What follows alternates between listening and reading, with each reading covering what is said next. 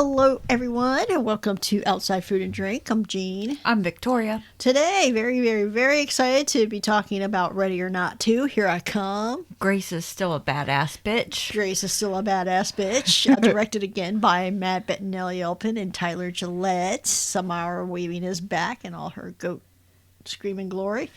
It's still happening. Still happening. Okay.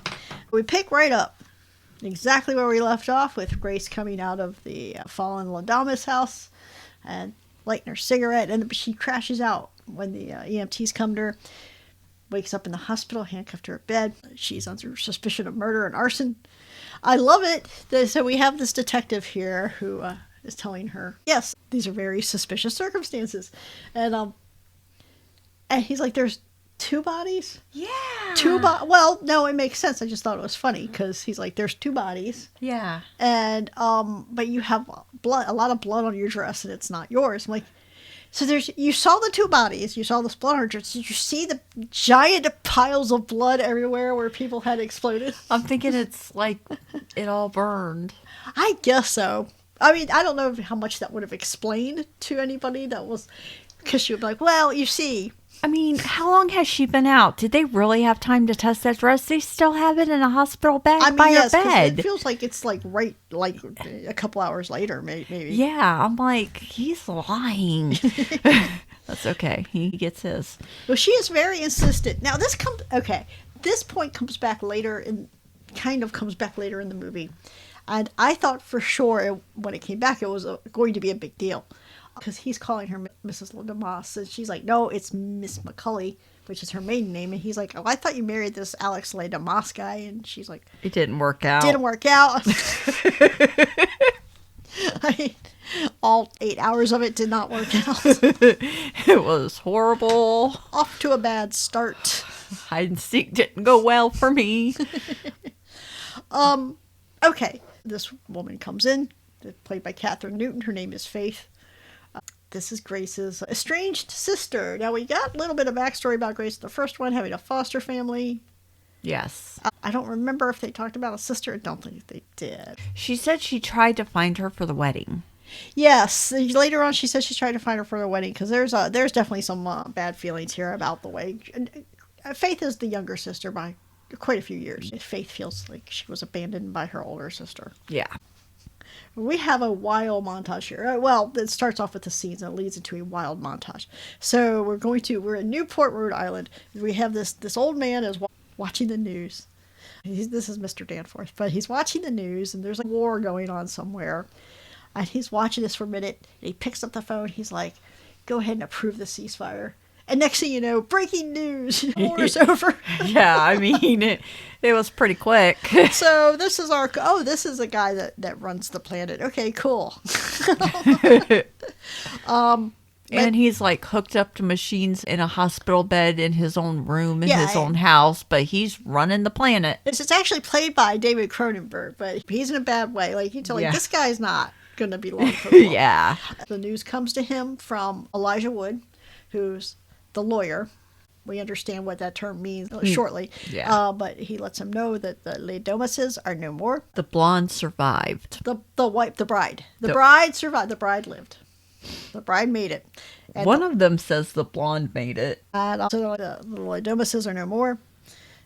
So he's like, okay, well, bring me my children. You know how every millionaire says, bring me my children. Bring me my children. Millionaire. He blew past millionaire a long time ago. Billionaire. Yeah. So we get this montage. We're seeing people around the world. We go to Shanghai, and this woman, who we will later learn is Wan Chenzing. She is the head of the Wan family. And she's like, call the lawyers. And we go all these different places. We go to London and Atlantic City, of all places. I thought that was a good one. Madrid. We're going all over the place. And she was the only one that looked vaguely concerned. Yeah. Everybody else is like, woohoo, let's go. We're like, what's going on? You can assume they're all getting the same news about the Ladomases, right? Yeah. They're like, well, the Ladomases are gone. The spot's open. Like, okay, what's this going to be?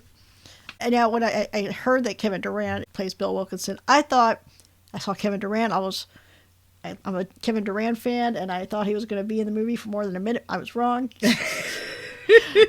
Yes. He's there long enough to get a face full of cocaine and go into the hospital. Grace is still all beat up. She's in a bad way still. Yeah, she's like in a wheelchair going to the police. The police house. But we remember from what she's been beaten up, she's been stabbed, she's gotten a shot through the hand. I mean, she's not in any condition to do anything, but she's like this Terminator sequence of her and Faith running away from Kevin Durant. And he gets her, and he's about to kill her, and he explodes.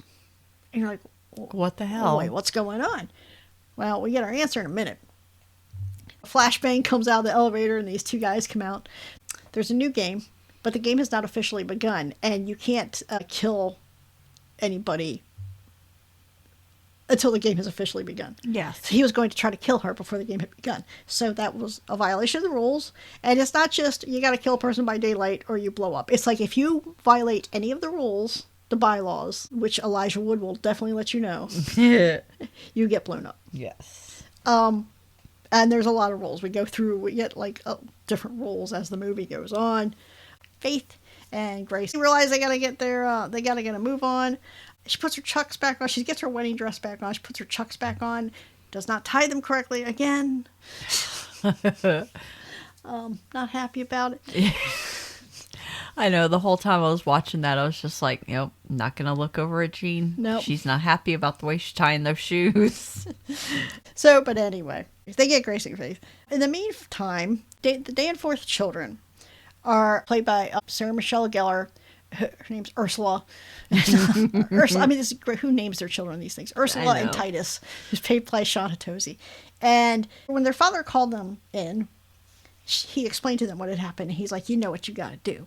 And apparently what they had to do is smother him to death with a pillow. Because the highest one in the family has to play the new game. Right. And obviously, not it's ready. interesting. So they say, yes, the highest, the head of the household or the head of the family has to play the game.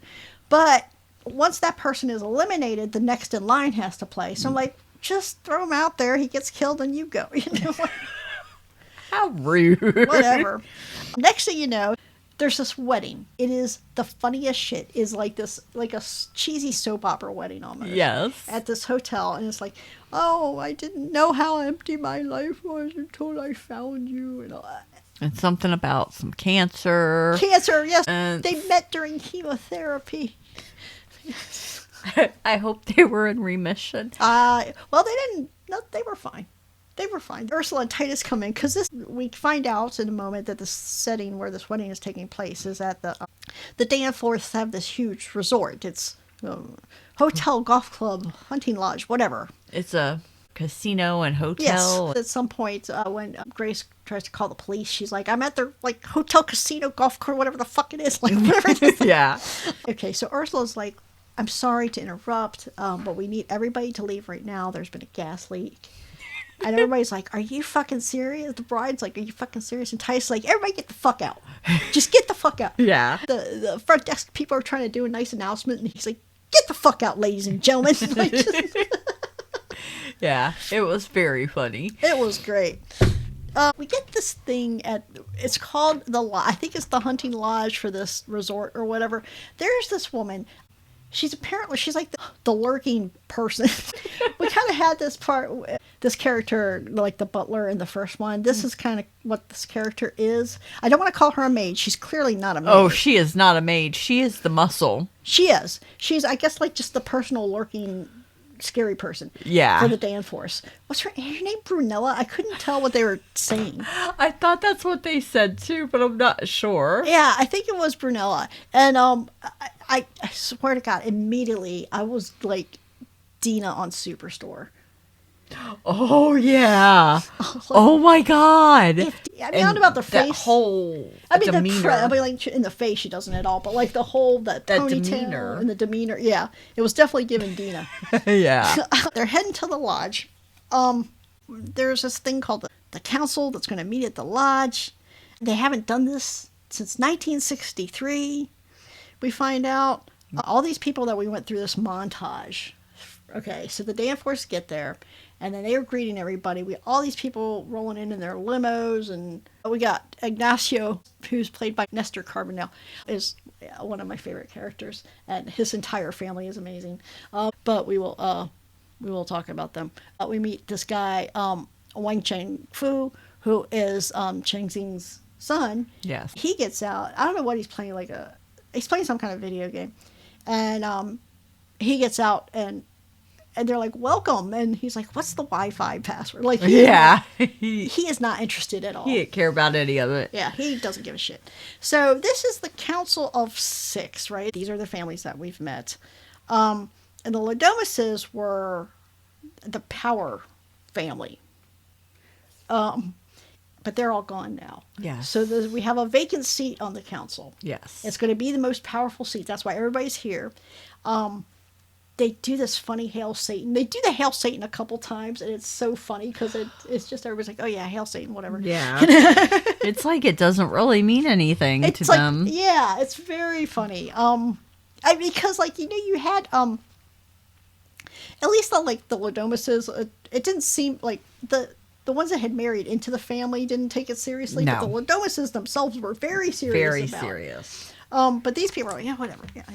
So they would have Grace and Faith, and they're tied into these chairs, and they introduce the Danforths, like, this is Grace and Faith, like, this is Grace who survived the Lodomuses, and oh my God, he's like, Grace and Faith, Irish Catholics, fucking Irish Catholics. Yeah. I thought that was hilarious, too. That was hilarious. So when Ignacio had arrived, he had his son Felipe with him. And Ursula asked him, well, where is Francesca? And he's like, well, Francesca, she'll be here. Don't worry, she'll be here. And Francesca arrives, and we find out that Francesca is not just Ignacio's sister. Nope.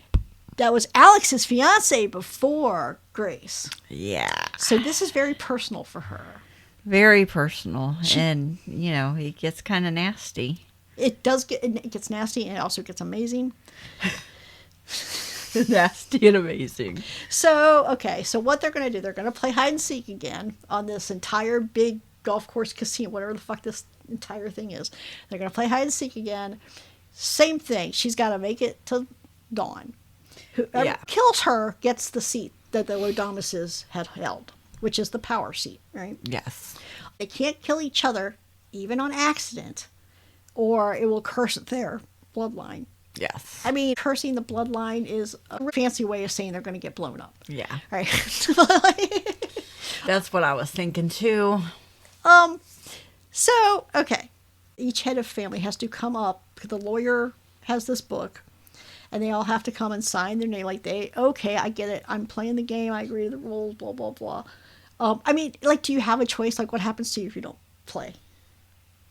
Your family automatically loses. Right. I think we have a little plot hole about it later. Yeah. We'll talk about it. Okay, so you gotta cut your hand and dip the pen in there and sign in blood. And Ignacio gets up there and he's like, I don't want to use the blood pen. And the lawyer's like, what are you talking about? You gotta use the blood pen. He's like, we're not sterilizing it or anything? Like, what's happening? And I was like, really? I would have had the same concern. Yes, I know you would have, but, this is the blood pen. The blood pen. Yeah, I guess so, All right, so they go out there. This movie basically has the same tone as the first one. We have about 5 super dark minutes just in the middle of this movie. Yeah. I was just sitting there and I was like, did they forget what movie they were making? Because this is not okay. I think if the movie had been like that, tonally, I wouldn't have noticed it. But it was like in the middle of a black comedy, we get this really dark fucking moment. I think it had a reason, a good reason behind it that we saw. Yeah, emerge. Yeah. I think context matters. I think in another context it would have been fine. I wouldn't have blinked, but it felt in this context a little gratuitous. Yeah. But whatever. So they get out there. Are these things, I swear to God, I guess they're golf carts, but honestly they look like lawnmowers. Yeah, they did.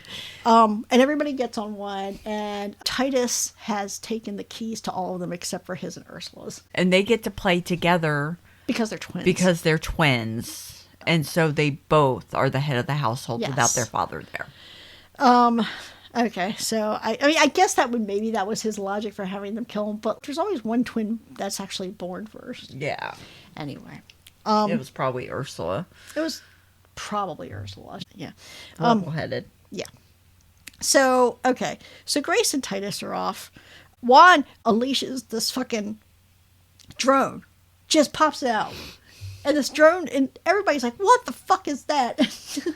She finds them right away. Yeah, right away, because they've been laid at the 18th hole on the golf course. Yes.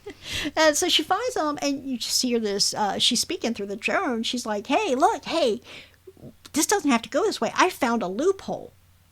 Titus blows the drone out of the air.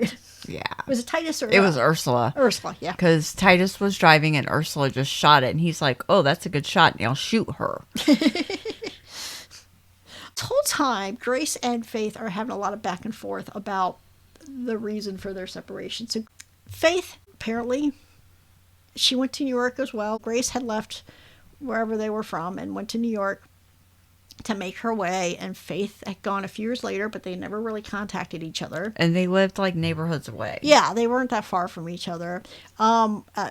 Faith apparently has a boyfriend named Derek, who is a struggling actor, but now he's in finance. It's this whole weird story. Yeah. She knew about Alex and Grace because she had seen them together in the Whole Foods. And I thought that was the weirdest shit. that was the weird.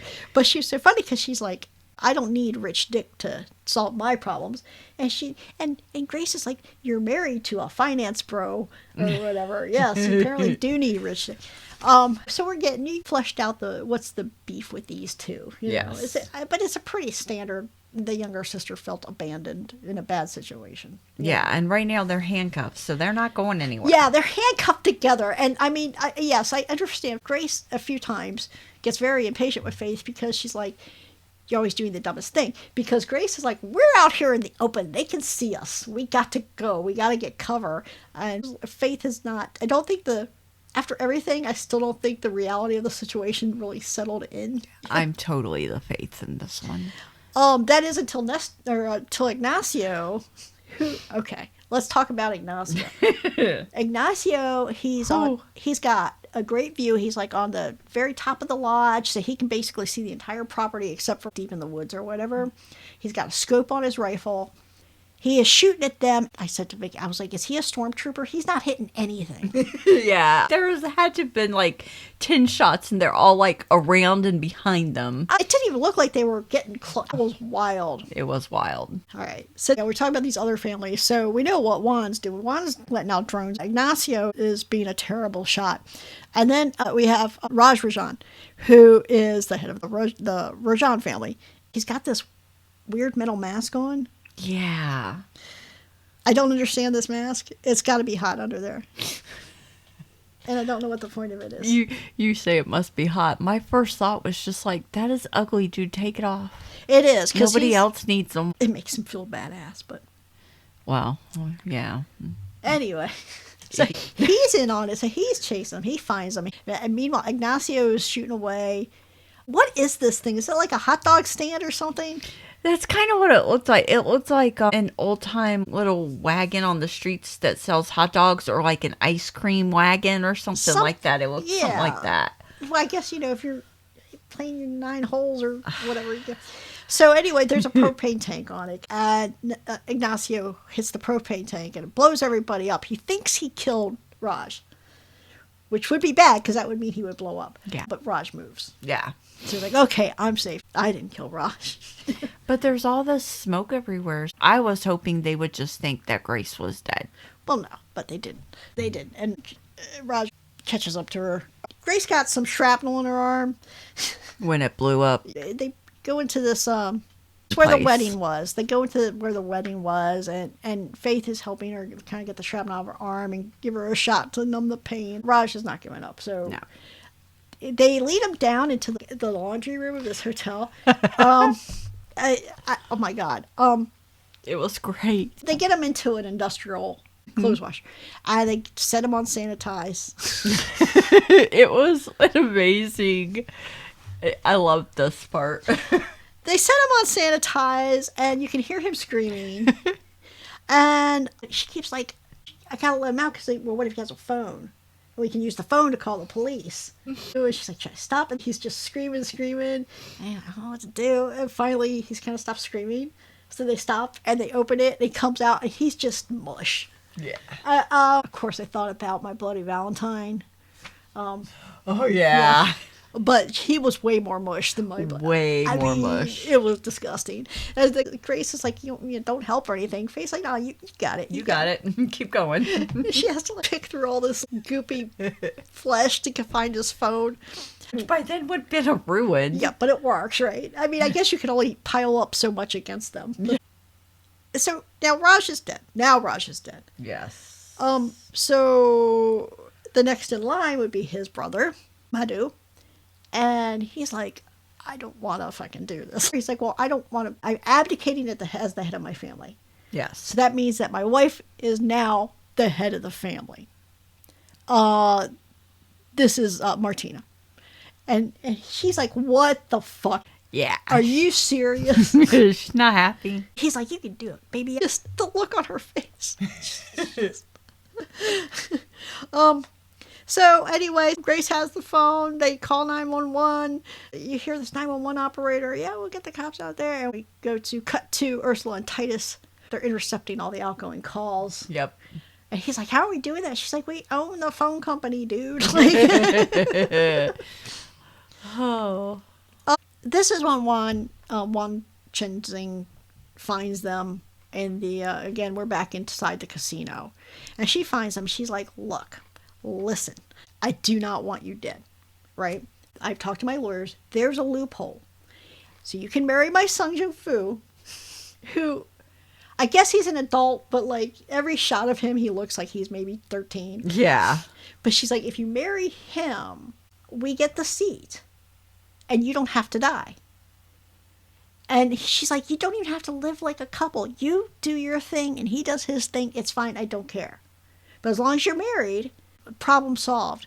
And then Grace is like, yeah, go for it, do it. And Grace is like, wait, do I have to do the whole like killing goats thing and stuff? Like all of that stuff? Yeah. And she's like, yeah, you know. She's like, I don't want to do all that. In meantime, Ignacio shows up. Okay. Juan has this katana. It's a long sword. And Juan's like, if you just say you'll marry him, this is all over. And Ignacio's getting closer and closer with the gun. And he's telling Juan, get out of the way. Because if he kills Juan, of course, he's dead, Yeah. Grace manages to get a hold of Juan's arm and drives the sword through Ignacio's throat. Yeah. So kills Ignacio. I'm like, so Grace did this. I feel like Grace is the one that killed him. But I guess that is not how the lawyer saw it. And Juan blows up. Because technically she has killed another participant. So she blows up. And we go back into the lodge where all the other family members are kind of waiting to see how things go. And Jung Fu is there. And he's got this, it looks like a meatball on a lollipop stick. Yeah. And he's eating it. And everybody's looking at him. He's like, what's going on? And he blows up. That's what they mean when they say it will curse your bloodline. Yeah. It just means they're going to blow up too. Yep. So they have this cousin. The Danforths have this cousin, Kip, who just spends the entire movie running around in a bathrobe and drinking. Yes. And there's these waiters and waitresses. And one of them comes up to him. He's like, do you need anything? And he's like, yes, I need another drink. Because he's got Jung Fu in his drink. And can I get like a poncho or something? Yeah.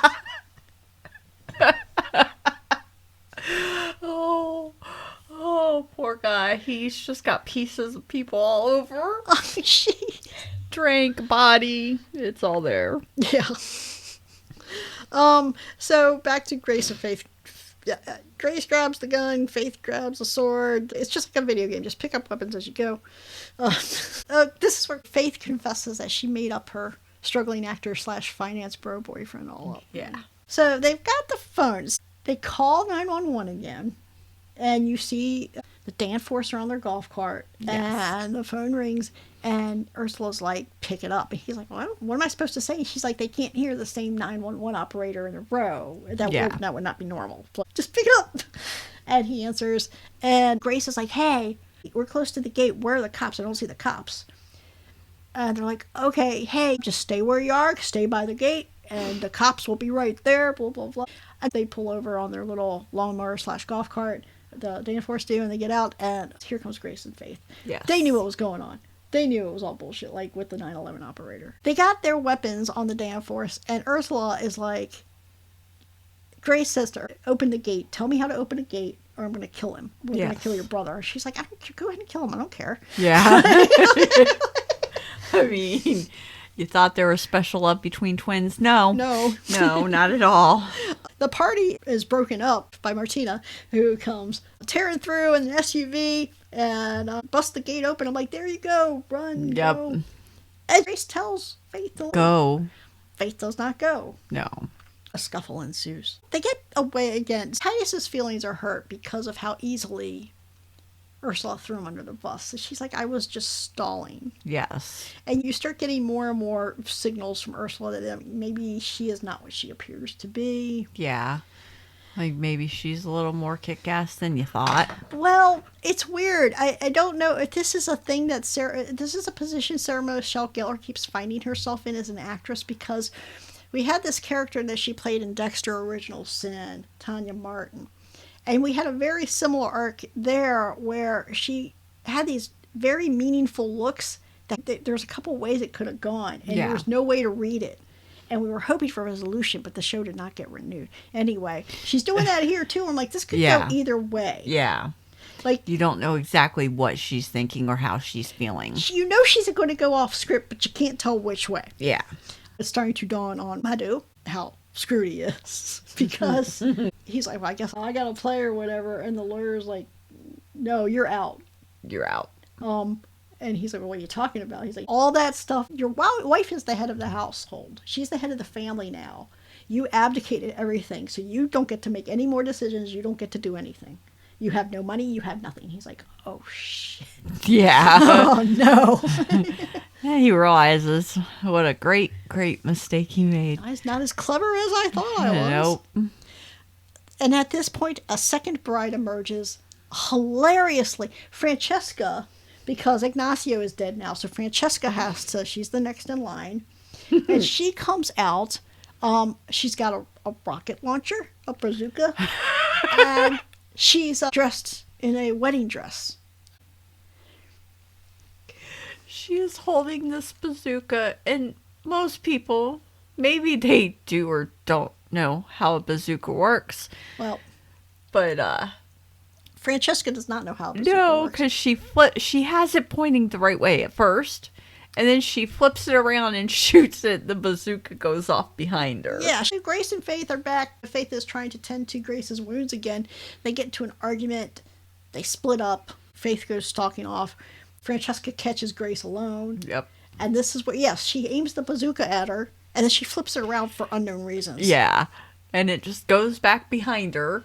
And this is where the music starts. The music starts. They found some pepper spray, so Grace takes advantage of the opportunity and sprays her with pepper spray, and then Francesca sprays her. So there's pepper spray. There's pepper spray everywhere. Nobody can see what's going on. Total Eclipse of the Heart starts playing. Faith went storming off, and Titus caught her in the hallway. Yes. So we're going back and forth between these two scenes, and Total Eclipse of the Heart is playing. This was dark, but this was like an incredible whiplash. I can't believe they pulled it off. We're going back and forth. This scene between Francesca and Grace. I mean, they're fighting. It's brutal, but it's got that same kind of tone as the rest of the movie and as the previous movie, where it's like, oh yeah, it's violent and it's brutal, but in like that kind of fun way where she's beating her up with a keyboard and shit like that. It's like kind of that silly fun kind of violence. Yeah, it's brutal violence and it's real violence. It's not cartoon violence, but there's that lightheartedness to it. What we're getting with Faith and Titus is not. No, it is terrible. It was hard to watch. He is beating the shit out of her. Yeah. I mean, just beating the shit out of her. She's bloody. I mean, obviously she got teeth, but it's very difficult to watch, especially with this fucking music. Oh, and in the background, look, it's really well done, but it was hard. Yeah, it was. I was getting uncomfortable. I was starting to squirm. Like I said, I mean, context matters. And like in a different movie, I would have been like, yeah, this is part of the movie. But in this context, I was not expecting for this shit. Yeah. Because the first one did not get dark Nope. like that. You know? I mean, even with the maids getting dropped every time you turn around. It's not, That was always funny. yeah. So there's all this heaviness on us all of a sudden. But we realize here that Titus is a psychopath. Yes. Like, he's not just a guy whose family 100 years ago haplessly made a deal with the devil. He's a psychopath. Yes, very psycho. Like, if he wouldn't have been stopped, he would have killed her. Yeah, exactly. But he is stopped. By Ursula. By Ursula, who's like, we don't have time for this shit. We can use her. We can use her a lot. But you can tell she's disturbed by what he's done here. Yes. In the meantime, Grace finds the surveillance room, and she finds a convenient box of loaded firearms and a map of the place, and she's got what she needs. She basically just goes barreling through the compound with this shotgun, just shooting everybody, you know. Yep. Asking where her sister is. Well, yeah, she does take out Francesca here. Like, say hi to Alex for me, which is great. And then she shoots her. Yes. Yeah. And she gets into the lodge where everybody's waiting because she can hear Faith screaming for her. Yes. And here comes Felipe. So now Felipe's the next in line because Ignacio's dead and Francesco's dead. So Felipe's next. And Felipe is what? 13, 14 He for looks, real. yeah, he looks like a 13, 14-year-old. He comes out with 2 guns. And he's like, he comes, let's dance, puta. Oh, And he's best line of the whole movie, It was probably. amazing. And he just starts shooting. And the lawyer's protecting the book. You know, like Yeah. The book of the rules. It was great. Grace ends up in the freezer, a walk-in freezer, which was a terrible idea for a lot of reasons.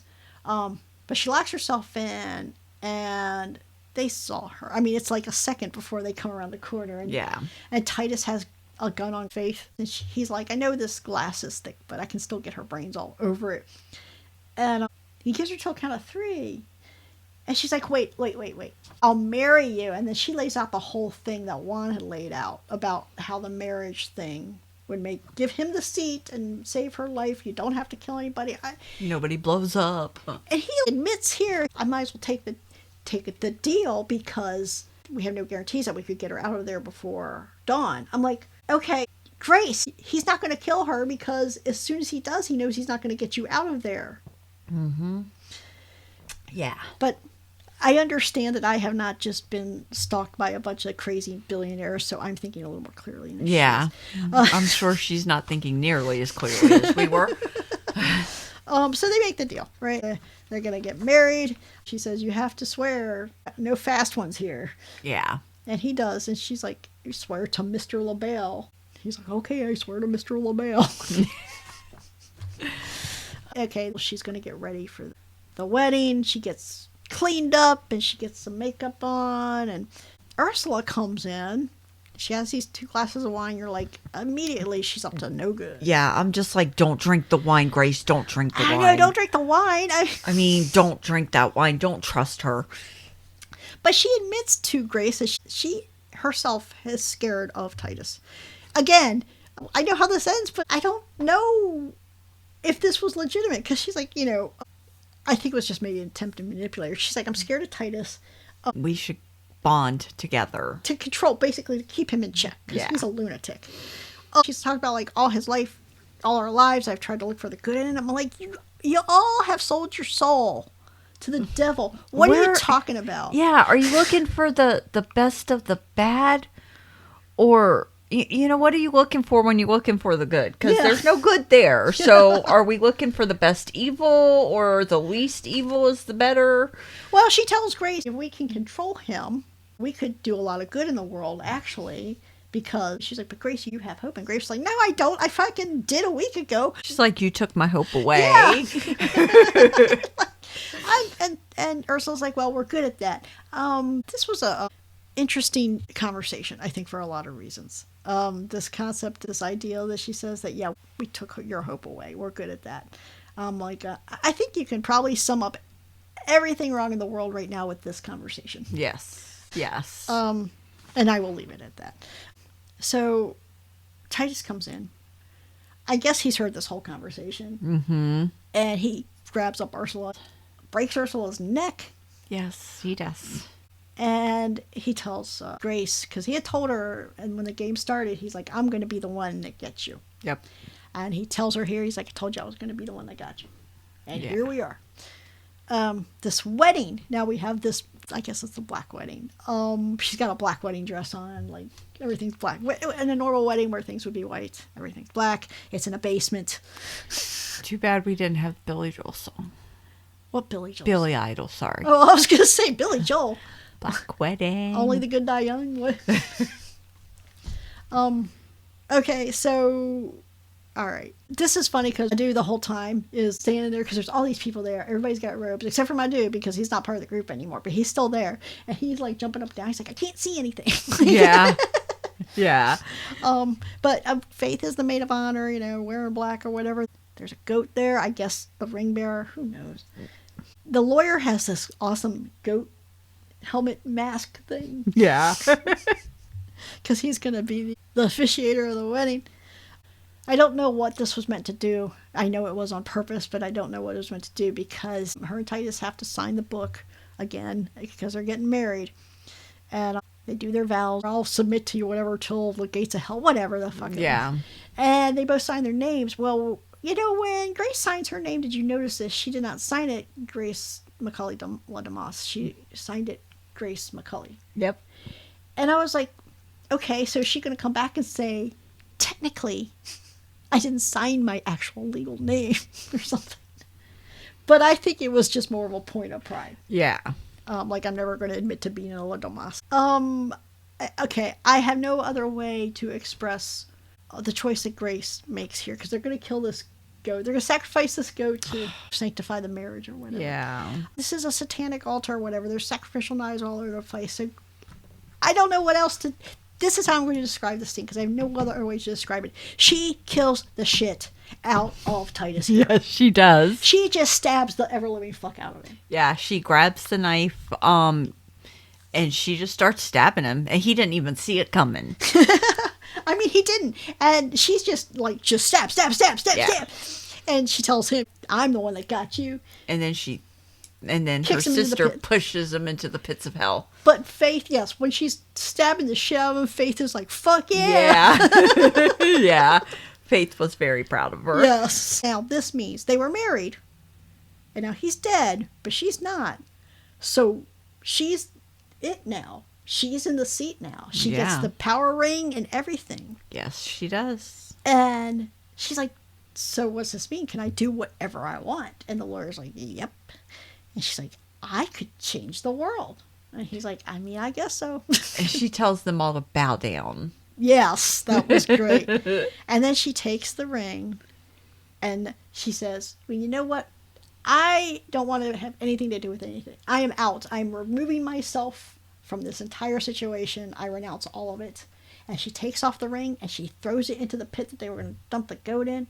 Every motherfucker in this room, except for her and Faith and the lawyer, jump in after the ring. Yes, they do. It is amazing.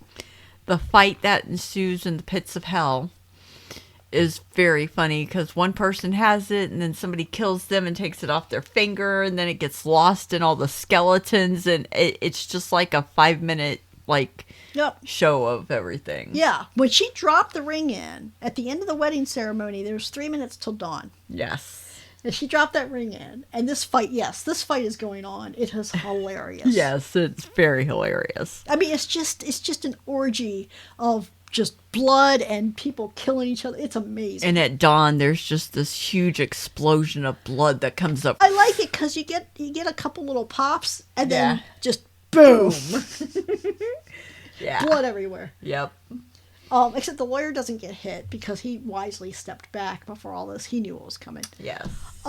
They free the goat. They take the goat with them, which was nice. The lawyer's like, this entire situation is, the rule book is very vague about it. So he's like, you're free. Like, just go. We get a quick glimpse of Mr. LaBelle again. Yes. Big puff of fire. And they just go about their their happy lives now. I have questions about the legality. She's obviously not legally married to Titus, but she was legally married to Alex. So does she get all that Ladomas money now? I don't know. I think she does. And we had questions about the lawyer. There's a little fire that goes around the lawyer's head at the end. Does that mean he's the devil? I mean, I have a question. Okay. Well, I have to. Okay. First, I want to talk about that. First, I want to talk about Martina. Okay. Madhu's wife. She drove away. Yes. Did she explode? Or are we? I'm going to guess she did because she was the head of the family and Grace wasn't dead. So I'm going to assume she exploded. I guess so. I mean, I guess that's what I'm just going to have to live with that. But let's talk about the lawyer and Mr. LaBelle. Yes. Because we have seen Mr. LaBelle before. Yes, we have. It's definitely not Elijah Wood. Mm-mm. The lawyer does give Grace a very cryptic smile at the end as she's walking away, which reminded me of in the first one, that kind of little look that LaBelle gave her from the chair. Yes. I can't decide. Okay, so there is some mythology, if you want to call it that, around Satan. Satan's a lawyer, basically. Yes. If I think we've talked about this on other podcasts. The understanding of Satan as the adversary. Satan is the prosecuting attorney accusing you of sin. Yes. So it would kind of make sense here if we're doing like double duty here. I don't know, man. I mean, it was this very cryptic grin that he gives her. Yes, it is. I mean, we see other things that suggest he's just the devil's lawyer. He's not blowing up. He's not blowing up. Well, he's not part of the council, right? But he's their lawyer, so... I mean, this is like a mafia deal where you have the consigliere and they don't go whacking people or whatever, but like everybody knows. Yeah. And I'm supposing he's getting a piece of all of them. Money-wise, sorry. Yeah. Sorry. I mean, he seems fine with how things turned out. He seems completely disinterested. I don't think he cares. I don't think he cares. He's just doing his job. Yeah. He's a good lawyer. This is what I'm doing my job. This is what the rule book says. I don't know what to tell you. This is what it says. This is what we're doing. This is how it goes. This is how it is. I was sad when Ursula... I was sad when Ursula died, yeah, because you're like, oh, but then, she was going to blow up anyway. Yeah. I mean, she had a lot of close calls in Buffy, too, so... Yeah. Years and years ago. Yeah. But it was a good movie. I liked it. It was different enough from the second or from the first one that I didn't feel like I'm just watching this again. Exactly. It had a whole new storyline to it. Yeah. And the tone, I think, is one of these things that I think theoretically a person could like the first one and not like this, or vice versa. Yeah. I think it would be more likely that you could like this one and not like the first one because there is enough of a tone difference. Yes.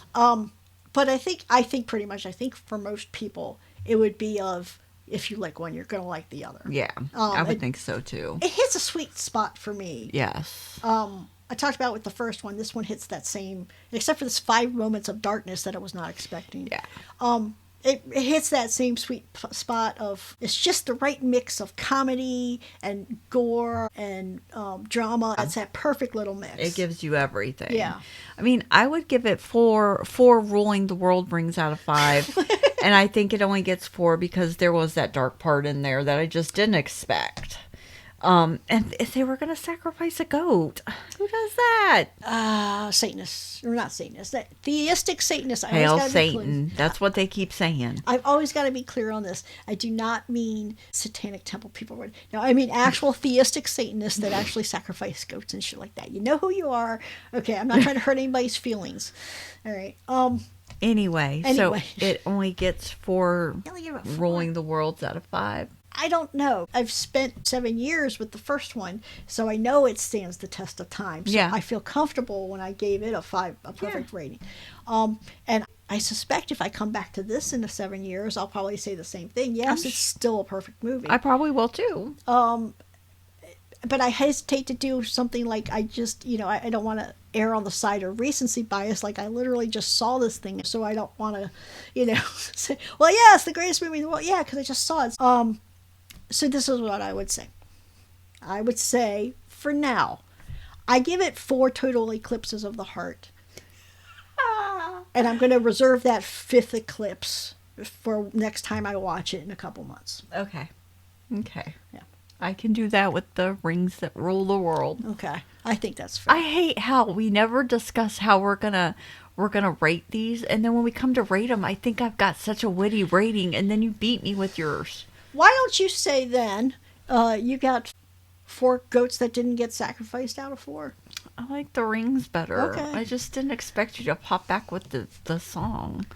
That was a masterful use of that song. It mean, was. like I said, I'm going to complain about the beating of Faith. It was brutal, but I got nothing bad to say about the cinematography of that scene and the fact back and forth. With that song, it was great. It was great. That scene, I was just caught off guard by the Faith side of that scene. Yes. So maybe, like I said, the second watch might be different. But like I said, I will not complain about the way that scene was shot and everything else. But let's see. That is it for our April movies. We're going to be talking about some classic giallos, the first of which next week will be Blood and Black Lace, the Mario Bava 64 classic.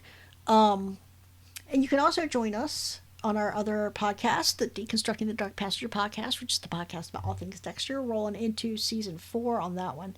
And the Final Assessment, which is our podcast about evil, finishing out season 2. Yes. So join us for all those. Join us for Giallo month. Yeah, get ready, because I've never seen any of these movies, so this is going to be a month of new things for me.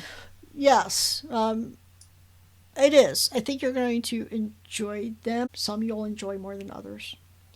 I'm mostly curious about what you're going to think about Blood and Black Lace, but we'll see. Yeah. It's going to be an interesting month because you're going to have 2 very, very, very different perspectives on these movies. Yes. So that should lead to some interesting discussions. Yes. Until then, you want to, if you have gotten a chance to see Ready or Not, Here I Come, we would love to hear your thoughts about it, whether you think it's better than the first one or not as good. Yeah. Or the same.